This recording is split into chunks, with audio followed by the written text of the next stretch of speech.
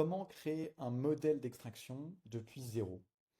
La situation est la suivante. Vous avez un document et vous souhaitez extraire des informations précises de ce document que vous avez en tête. Vous ne voulez pas partir d'un modèle déjà existant.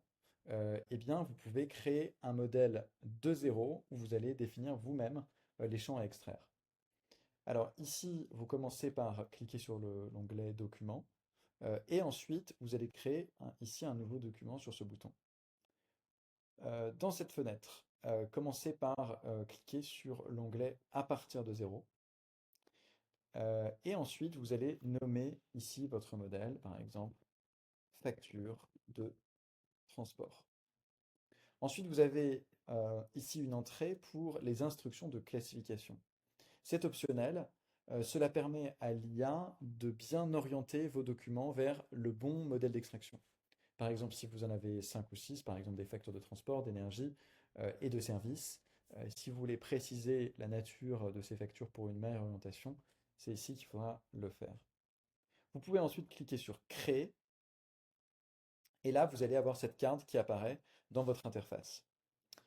Donc, quand vous cliquez sur la carte, vous avez une liste encore vide de documents, et vous pouvez ici aller cliquer en haut sur Modifier ce modèle.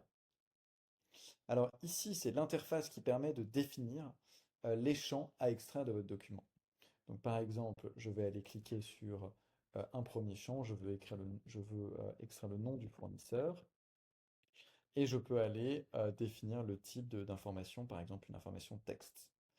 Euh, je vais aller préciser éventuellement ce dont il s'agit par nom du fournisseur, et ensuite cliquer sur Ajouter. Là, on voit que le champ a été ajouté. On peut continuer ainsi et aller définir l'ensemble des champs qu'on veut aller ajouter à ces factures fournisseurs. Par exemple, le montant total de la facture. Et ici, je vais aller mettre un format nombre et je vais ensuite l'ajouter. Si vous avez des informations de tableau ou de ligne à ligne, vous pouvez cliquer sur ici Champ de tableau et ensuite aller ajouter, par exemple, des informations qui peuvent figurer dans chaque ligne. Par exemple, la description du produit que je vais ajouter ici, ou encore, je vais baisser ça, ou encore le prix acheté total de la ligne, par exemple, ou alors la quantité. Euh, hop, et je vais mettre le format nombre ajouté. Une fois que vous avez ce format, vous pouvez simplement ici ajouter un fichier test ou alors vous pouvez utiliser votre modèle en revenant de votre liste de documents et en cliquant ici sur Importer mes